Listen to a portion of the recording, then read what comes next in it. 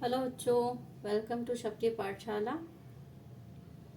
And I hope आप लोग पढ़ रहे हैं और जो मैं आपके लिए नोट्स दे रही हूँ उसे आप लिख रहे हैं। इसी उम्मीद और आशा के साथ अब हम आगे बढ़ते हैं। आज जो आपका मैंने मानव संसाधन के रूप में या सॉरी संसाधन के रूप में मानव जो लेक्चर 1 है उसका ये पार्ट 2 है। तो जहाँ ख़त्म हुआ था लास्ट क्लास में उसके आगे का मैं ये कंटिन्यू करती हूँ आज। तो अब जो हमें पढ़ना है जनसंख्या की गुणवत्ता। देखो, जनसंख्या, जन मतलब होते हैं लोग और संख्या मतलब नंबर्स, जो जितने लोग वहाँ रह रहे हैं। तो एक देश में जितने भी लोग रह रहे होते हैं वह उस देश की जनसंख्या कहलाते हैं। अब जनसंख्या की गुणवत्ता मतलब उसकी क्वालिटी हम कैसे इन्हांस कर सकते हैं, कैसे बढ़ा सकते हैं, ये हम इस टॉपिक में पढ़ने वाले हैं। अब जनसंख्या की भी क्या गुणवत्ता होती है, ये बड़ी अजीब बात लग रही है सुनने में, लेकिन हाँ बच्चों, ये बिल्कुल सही है कि जनसंख्या की भी गुणवत्ता होती है। जैसे आप एक एग्जाम्पल समझो कि कोई देश है ए, ठीक है, जहाँ पर साक्षरता दर बहुत कम है, मतलब बहुत कम, मान लो लोग जो है पढ़े लिखे हैं, जो स्वास्थ्य सुविधाएं वो भी विकसित नहीं है, और प्रशिक्षण का स्तर भी बिल्कुल ना के बराबर है, मतलब लोगों को किसी तरह का कोई कौशल या स्किल नहीं सिखाया जाता है। अब एक देश बी है, जैसे वहाँ पर शिक्षा का स्तर भी अधिक है, ऊंचा है, स्वास्थ्य सुविधाएं भी विकसित हैं और लोग प्रशिक्षित भी हैं। तो दोनों देशों में अगर हम तुलना करें तो देश बी जो है, या जिसे हम ख बोल रहे हैं, देश बी जो है वो गुणवत्ता के स्तर में, मतलब जो जनसंख्या की गुणवत्ता है उसमें वो आगे है, और जो देश ए है वो पीछे है, क्योंकि वहाँ के जो लोग हैं वो स्किल्ड नहीं है, एजुकेटेड नहीं है और बहुत पिछड़े हुए हैं। ठीक है, अब जब लोग ही पिछड़े हुए हैं तो वहाँ के जो संसाधन है उसका उपयोग कैसे होगा, कैसे वो उन संसाधनों का उपयोग करेंगे अपने देश के विकास के लिए, अपने खुद के विकास के लिए, ये एक बहुत बड़ी चुनौती बन जाती है। चलो अब आगे बढ़ते हैं। जनसंख्या की गुणवत्ता। जनसंख्या की गुणवत्ता साक्षरता दर, जीवन प्रत्याशा से निरूपित व्यक्तियों के स्वास्थ्य और देश के लोगों द्वारा प्राप्त कौशल निर्माण पर निर्भर करती है। जनसंख्या की गुणवत्ता अंततः देश की समृद्धि दर निर्धारित करती है। निरक्षर और अस्वस्थ जनसंख्या अर्थव्यवस्था पर बोझ होती है। साक्षर और स्वस्थ जनसंख्या परिसंपत्ति होती है। अब यहाँ से दो बातें हमें याद रखना है कि यदि जनसंख्या अनपढ़ होगी, अस्वस्थ होगी, तो वो किसी भी देश पर बोझ है। इसके विपरीत यदि जनसंख्या साक्षर है, मतलब पढ़ी लिखी है और स्वस्थ है और उन्हें कोई ना कोई काम करना आता है, तो वो देश के लिए क्या है, देश के लिए संपत्ति होगी। शिक्षा। अपने जीवन के आरंभ वर्षों की सकल की शिक्षा ने बाद के वर्षों में अच्छे नौकरी और अच्छे वेतन के रूप में उसे फल दिया। हमने देखा कि सकल के विकास के लिए शिक्षा एक महत्वपूर्ण आगत है। इनसे इसने उसके लिए एक क्षितिज खोले, नई आकांक्षाएं दी और जीवन के मूल्य विकसित किए। ना शकल के लिए बल्कि समाज के विकास के लिए भी शिक्षा का योगदान होता है। यह राष्ट्रीय आय और सांस्कृतिक समृद्धि में वृद्धि करता है और प्रशासन की कार्य क्षमता बढ़ाती है। प्राथमिक शिक्षा में सार्वजनिक पहुंच, धारण और गुणवत्ता प्रदान करने का प्रावधान किया गया है और इस मामले में लड़कियों पर विशेष जोर दिया गया है। प्रत्येक जिले में नवोदय विद्यालय जैसे प्रगति निर्धारक विद्यालयों की स्थापना की गई। बड़ी संख्या में हाई स्कूल के विद्यार्थियों को ज्ञान और कौशल से संबंधित व्यवसाय उपलब्ध कराने के लिए व्यावसायिक शाखाएं विकसित की गई हैं। शिक्षा की योजना परिव्यय पहली पंचवर्षीय योजना के 151 करोड़ रुपए से बढ़ा करके 11वीं पंचवर्षीय योजना में 3,776.90 करोड़ रुपए हो गया है। सकल घरेलू उत्पाद के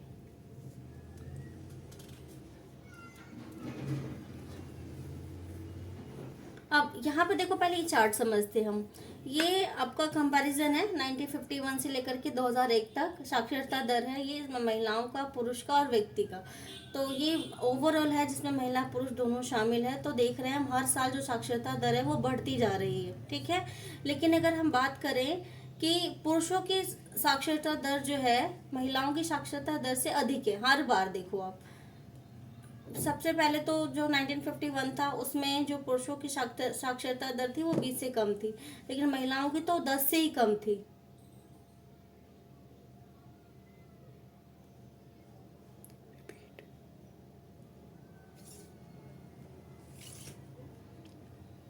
और अब अगर हम 2011 की बात करें तो अभी बढ़ गया है दोनों ही। पुरुषों की साक्षरता दर 80 से ऊपर है, महिलाओं की साक्षरता दर 80 से नीचे है। सॉरी, महिलाओं की साक्षरता दर आपका 70 से नीचे है, ठीक है। और पुरुषों की साक्षरता दर 80 से ऊपर है, ओवरऑल जो है वो 70 से ऊपर है। अब देखो सरकार क्या क्या करती है शिक्षा का विस्तार करने के लिए। सरकार शिक्षा पर खर्च करती है, ये हम सबको पता है। जैसे कि जितने भी गवर्नमेंट स्कूल्स हैं उन सब पर सरकार के द्वारा खर्च किया जाता है ताकि जो साक्षरता दर है उसमें वृद्धि हो, ठीक है। तो सरकार का जो 1950 मतलब जो पहली पंचवर्षीय योजना 1951 में बनी थी उसमें कितना खर्च था, केवल 151 करोड़। लेकिन अभी वर्तमान समय में जब 11वीं पंचवर्षीय योजना आई तो उसमें सरकार कितना खर्च कर रही है, 3776.90 करोड़। इसका मतलब क्या है, सरकार ने भी शिक्षा का महत्व समझा है और प्रत्येक तो हर साल हम देख रहे हैं, जैसे पहले वाले में 151 करोड़ है और 11वें वाले में 3766, सॉरी मतलब मिस हो गया, हिंदी में गिनती थोड़ी इधर उधर हो जाती है। तो 3766.90 करोड़ रुपए जो है सरकार खर्च कर रही है। इसका मतलब क्या है, सरकार ने भी शिक्षा का महत्व समझा है और प्रत्येक वर्ष जो है शिक्षा पर होने वाला जो व्यय है सरकार क्या कर रही है, बढ़ा रही है, जिससे कि शिक्षा का ज्यादा से ज्यादा क्या हो, विस्तार हो।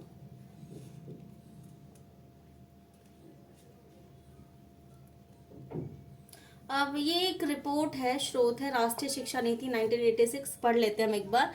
व्यक्ति एक सकारात्मक परिसंपत्ति और एक कीमती राष्ट्रीय संसाधन है। अब देखो कितनी बड़ी बात बोली है कि जो लोग हैं वो क्या है, एक पॉजिटिव हमारे संपत्ति है, एक कीमती राष्ट्रीय संसाधन है। इससे बड़ी सहजता से गतिशीलता और सावधानी पूर्वक संजोने, पोषित करने और विकसित करने की आवश्यकता है। मतलब हमें क्या करना है, जो लोग हैं हमारी जो संपत्ति हैं उन्हें बहुत ही संभाल के रखना है, उन्हें अच्छा पोषण देना है, उन्हें विकास के अवसर देना है, क्योंकि यदि लोगों का विकास होगा तो देश का भी विकास होगा। प्रत्येक व्यक्ति का विकास समस्याओं और आवश्यकताओं की एक भिन्न श्रृंखला है। इस जटिल और गतिशील विकास प्रक्रिया में शिक्षा की उत्प्रेरक भूमिका को बहुत सावधानी से तैयार करना चाहिए और बड़ी संवेदनशीलता के साथ कार्यान्वित करना चाहिए। यानी कि देखो मतलब शिक्षा को ही महत्व दिया जा रहा है कि हमें क्या करना है, शिक्षा का प्रसार करना है, जिससे जो हमारी जनसंख्या है वो और ज़्यादा गुणवान बने, जिसका हम उपयोग करेंगे देश के विकास के लिए।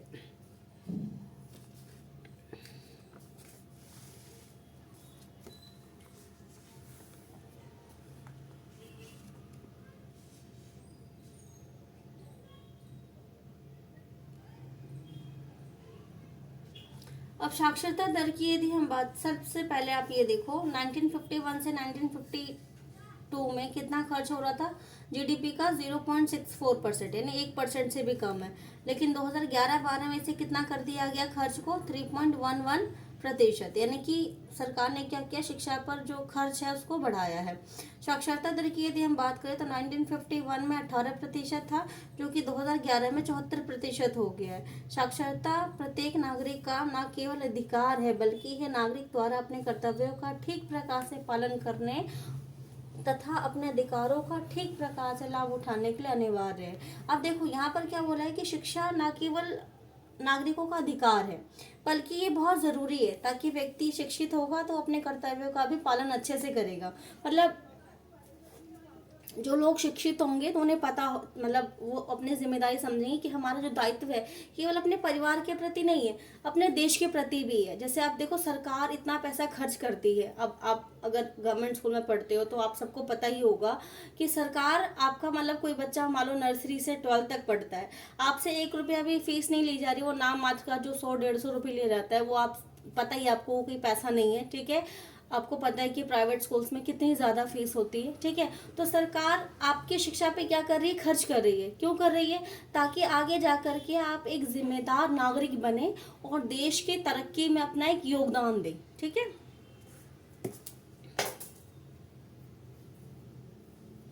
तथापि जनसंख्या के विभिन्न भागों के बीच में व्यापक अंतर पाया जाता है।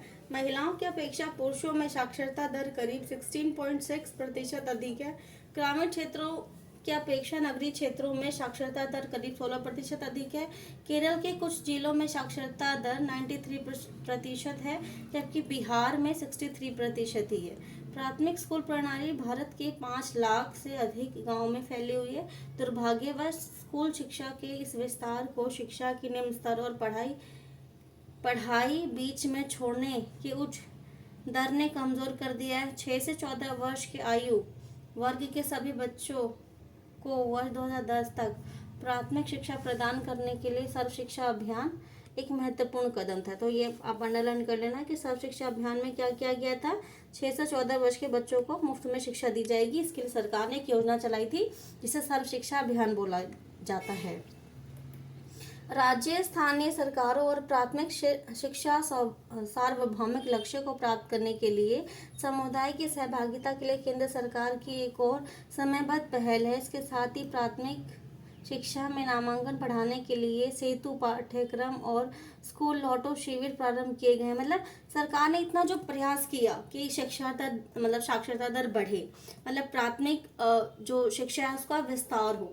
लेकिन होता क्या है, बच्चे स्कूल कंटिन्यू नहीं कर पाते, नाम लिखवा लेते हैं, स्कूल नहीं जाते हैं, प्रॉपर पढ़ते नहीं है। उनके देखो उसके बहुत सारे रीजंस हो सकते हैं, ठीक है। तो सरकार ने क्या किया, इस चीज़ को चलाने मतलब जो बच्चे स्कूल नहीं जा पा रहे हैं या स्कूल में मतलब नाम लिखवा लिया लेकिन आगे वो कंटिन्यू नहीं कर पा रहे हैं या कोई भी उनकी जो प्रॉब्लम है, इसके लिए सरकार ने 2 कार्यक्रम चलाए। एक तो सेतु कार्यक्रम में क्या है, जो बच्चे स्कूल छोड़ चुके हैं मतलब नहीं जा पा रहे हैं किसी भी वजह से, उनको वापस स्कूल लेके आएंगे और उनका जो कुछ भी पढ़ाई छूट नुकसान हो गया उसको कवर अप कराया जाएगा।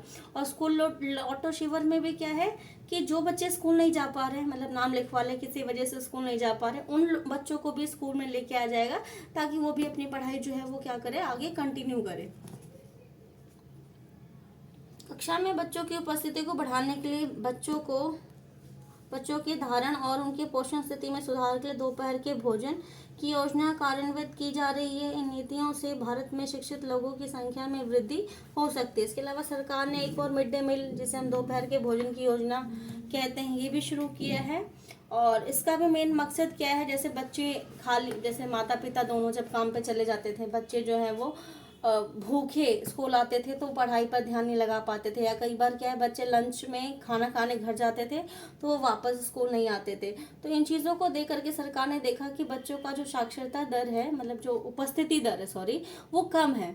ठीक है, बच्चे लंच करने तो जाते हैं दोपहर में लेकिन वापस घर स्कूल नहीं आते हैं। तो इसलिए सरकार ने क्या किया कि हम दोपहर के भोजन की योजना चलाएंगे। ठीक है, अब इसकी शुरुआत सबसे पहले तमिलनाडु में की गई, तो इसका एक सकारात्मक प्रभाव देखा गया कि एक तो बच्चों में जो पोषण का स्तर है उसमें सुधार हुआ, क्योंकि प्रॉपर जो योजना चलाया गया उसमें अलग अलग प्रकार का संतुलित आहार बच्चों को दिया जाता है, जिससे पोषक स्तर में सुधार हुआ। और दूसरा, बच्चे जो है वो रेगुलर स्कूल आने लगे। तो इसके बाद इस योजना को पूरे देश में लागू किया गया ताकि इसका जो सकारात्मक प्रभाव है, जो पॉजिटिव इम्पैक्ट है, वो पूरे देश में हो। ठीक है, और अब आपको पता ही है कि पूरे देश में इस तरह की योजना जो है वो चलती है और सभी बच्चों को दोपहर में जो है वो लंच दिया जाता है स्कूल के अंदर ही। 11वीं योजना में योजना अवधि के अंत तक उच्च शिक्षा में 18 से 23 वर्ष आयु के नामांकन में 15% तक की वृद्धि 2011 से 12 तक के लिए प्रयास किया गया। यह रणनीति पहुंच में वृद्धि, गुणवत्ता, राज्यों के लिए विशेष पाठ्यक्रम में परिवर्तन को स्वीकार करना, व्यावसायीकरण तथा सूचना प्रौद्योगिकी के उपयोग का जाल बिछाने पर केंद्रित है। योजना दूरस्थ शिक्षा, औपचारिक, अनौपचारिक, दूरस्थ तथा संचार प्रौद्योगिकी की शिक्षा देने वाले शिक्षण संस्थानों के अभिसरण पर भी केंद्रित। पिछले 50 वर्षों में विशेष क्षेत्रों में उच्च शिक्षा देने वाले शिक्षण संस्थानों तथा विश्वविद्यालयों की संख्या में महत्वपूर्ण वृद्धि हुई है। 1951 से 2011-12 के बीच में कॉलेज और विश्वविद्यालयों की संख्या में वृद्धि, छात्रों के नामांकन और अध्यापकों की भर्ती में भी वृद्धि देखी गई है। तो ये टेबल दिखाया हुआ है, देखो आपको कि 1951 में हमारे देश में टोटल कॉलेजेस या विश्वविद्यालय इतने थे और आज के समय में इतने हैं। ठीक है, तो विश्वविद्यालयों की संख्या, महाविद्यालयों की संख्या भी बढ़ रही है और उनमें पढ़ने वाले बच्चों की संख्या भी जो है वो बढ़ रही है निरंतर, यानी शिक्षा के प्रति जागरूकता जो है वो हम देख सकते हैं।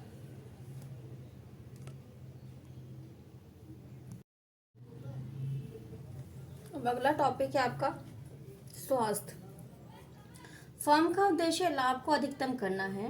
क्या आप सोच सकते हैं कि कोई भी फर्म ऐसे व्यक्ति को रोजगार देने के लिए प्रेरित होगी जो खराब स्वास्थ्य होने के कारण स्वस्थ श्रमिकों के बराबर काम नहीं कर पाते हैं। देखो, स्वास्थ्य का इम्पोर्टेंट क्या है, मतलब स्वस्थ शरीर में स्वस्थ मस्तिष्क होता है, ये एक कोट है।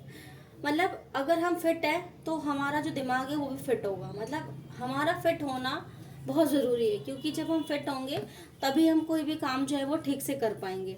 अब मान लो आप सपोज करो कोई एक कंपनी है, ठीक है, तो वो क्या सोचेगी कि भाई मेरे जो एम्प्लॉयज़ हैं, मेरे जो काम करने वाले लोग हैं वो स्वस्थ हो, डेली आए। अब मान लो उसमें से कोई एक ऐसा व्यक्ति है जो हमेशा बीमार रहता है, वो आता ही नहीं है काम पर, ठीक है, तो ऐसे में वो क्या सोचेगा कि भाई इसको तो हटा देना ही बेहतर है, क्योंकि हमारे लिए ना तो कोई काम करता है, ऊपर से हमारी फॉर्म के ऊपर क्या है, ये एक बोझ है, ठीक है। तो सेम इसी तरीके से कोई भी देश जो है उसके अगर जो लोग हैं स्वस्थ होंगे तो वो उस देश के लिए संपत्ति होंगे।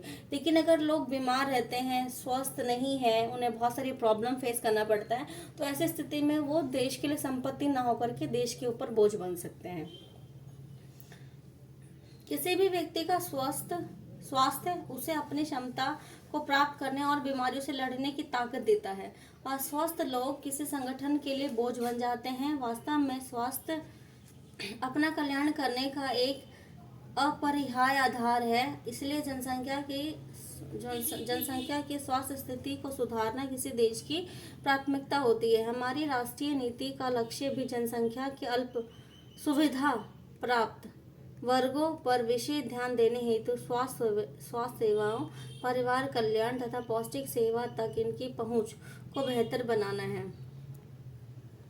पिछले 5 दशकों में सरकार ने सरकारी और निजी क्षेत्रों में प्राथमिक, द्वितीय और तृतीय सेवाओं के लिए अपेक्षित एक विस्तृत स्वास्थ्य आधारित संरचना और जनशक्ति का निर्माण किया है। यानी सरकार पूरी तरह से प्रयत्नशील है कि देश में स्वास्थ्य सुविधाओं का क्या हो, विस्तार हो। अब यहाँ पर कुछ डेटा दिया हुआ है। जीवन प्रत्याशा क्या होता है, मतलब मैक्सिमम एज, जब तक व्यक्ति जीवित रहता है वो जीवन प्रत्याशा होती है। तो 2011 में जो जीवन प्रत्याशा है वो क्या है, 65 वर्ष। यानी एवरेज जो लोग हैं, मतलब अधिकतर जो लोग हैं वो 65 वर्ष की आयु तक जीवित रहते हैं। शिशु मृत्यु दर क्या होता है, तो आप यहाँ से परिभाषा देख लो, बाकी नोट्स में भी आपको प्रॉपर मिल जाएगा। शिशु मृत्यु दर से अभिप्राय 1 वर्ष से कम आयु के शिशु की मृत्यु से, मतलब 1 वर्ष में 1000 बच्चों के ऊपर जितने बच्चों की मृत्यु हो जाती है 5 वर्ष से कम आयु के बच्चों को, उसे मृत्यु दर बोलते हैं, शिशु मृत्यु दर। तो ये 1951 में 1951 में 147 के 147 से घटकर 2010 में 47, मतलब 1000 बच्चों का अगर बर्थ हो रहा है तो उसमें से केवल 47 बच्चे ही मर रहे हैं। जबकि 1951 में क्या था, 1000 बच्चों का अगर जन्म हो रहा है तो उसमें से 147 बच्चों की मृत्यु हो रही है। तो ये क्या है, एक गंभीर समस्या थी, ठीक है। और अब जो है शिशु मृत्यु दर क्या हो गई है, घट गई है। तो ये दर्शाता है कि अब जो है स्वास्थ्य सुविधाएं जो है वो विकसित हो चुकी हैं, ठीक है। यानी कि अब हॉस्पिटल्स बन गए ज़्यादा से ज़्यादा। जैसे अब अगर आप अपने मम्मी वगैरह से बात करोगे, उन्हें वो बताएंगे आपको कि पहले डिलीवरी वगैरह जनरली क्या थी, घरों में होती थी, ठीक है। और अब क्या है, प्रॉपर हॉस्पिटल्स बना दिए गए हैं, डिस्पेंसरीज बना दी गई हैं, आशा वर्कर को तैनात किया गया है हर एक इलाके में, ताकि उस इलाके की जो भी समस्याएं हैं वो आशा वर्कर जो है, जितनी भी महिलाएं गर्भवती होती हैं उनकी एक सूची तैयार करती हैं और सबको कोशिश की जाती है कि प्रॉपर हॉस्पिटल में डिलीवरी हो, ताकि अगर कोई भी कॉम्प्लिकेशन हो तो बच्चे की मृत्यु ना हो, उसको समय पर इलाज मिल जाए। इसी अवधि में अशोधित जन्म दर गिरकर 22.1 से मृत्यु दर 7%, मतलब जो जन्म दर है उसमें भी कमी आई है और मृत्यु दर है उसमें भी गिरावट आई है। जीवन प्रत्याशा में वृद्धि और शिशु देखभाल में सुधार देश के आत्मविश्वास को भावी प्रगति के साथ आंकने के लिए उपयोगी है। आयु में वृद्धि आत्मविश्वास के साथ जीवन की उच्च गुणवत्ता का सूचक है। शिशुओं की संक्रमण से रक्षा और माताओं के साथ बच्चों की देखभाल और पोषण सुनिश्चित करने के लिए शिशु मृत्यु दर घटती है। यानी कि बच्चों का भी केयर हो और जो माताएं हैं मतलब गर्भवती महिलाएं उनका भी अगर देखभाल होगा तो शिशु मृत्यु दर में गिरावट आई है। अब इस चार्ट के माध्यम से आपको समझाया गया है कि जो डिस्पेंसरीज थी जिसे हम प्राथमिक स्वास्थ्य केंद्र बोलते हैं वो 1951 में 725 थी। सोचो कितनी कम थी।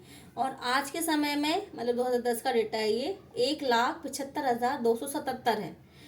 और जो अस्पताल हैं वो देखो कितने बढ़ गए हैं, जो बेड्स हैं वो कितने बढ़ गए हैं, डॉक्टरों की संख्या भी बढ़ रही है, जो नर्सेज हैं उनकी संख्या भी बढ़ रही है। तो इस तरीके से क्या है, स्वास्थ्य सेवाओं में सुधार हो रहा है। भारत में ऐसे अनेक स्थान हैं जिसमें ये मौलिक सुविधाएं भी नहीं है। अब ये बहुत बड़ी बात है कि आज भी हमारे देश में मतलब सभी जगह पर इस तरह की सुविधाएं उपलब्ध नहीं है। केवल 4 राज्य जैसे कर्नाटक, आंध्र प्रदेश, तमिलनाडु और महाराष्ट्र में कुल 181 मेडिकल कॉलेज में से 81 मेडिकल कॉलेज हैं। मतलब अब सोचो 181 मेडिकल कॉलेज ही हमारे देश में, अभी बढ़ गए हैं, पुराना डेटा है आपका, जिसमें से 81 केवल किस में है, इन 4 राज्यों में है। दूसरी तरफ बिहार और उत्तर प्रदेश जैसे राज्यों में निम्न स्वास्थ्य सूचक हैं और यह बहुत ही कम, यहाँ बहुत ही कम मेडिकल कॉलेज है। ठीक है, तो आज भी स्वास्थ्य सुविधाओं के मामले में जो उत्तर प्रदेश बिहार है वो थोड़ा पिछड़ा हुआ है, लेकिन अब काफ़ी सुधार जो है वो हम देख सकते हैं। आज की क्लास में इतना ही बच्चों। बाकी जो नेक्स्ट टॉपिक आपका बेरोजगारी वो मैं आपको अगले लेक्चर में समझाऊंगी, नहीं तो ये बहुत बड़ा वीडियो हो जाएगा। ठीक है, थैंक यू फॉर वॉचिंग।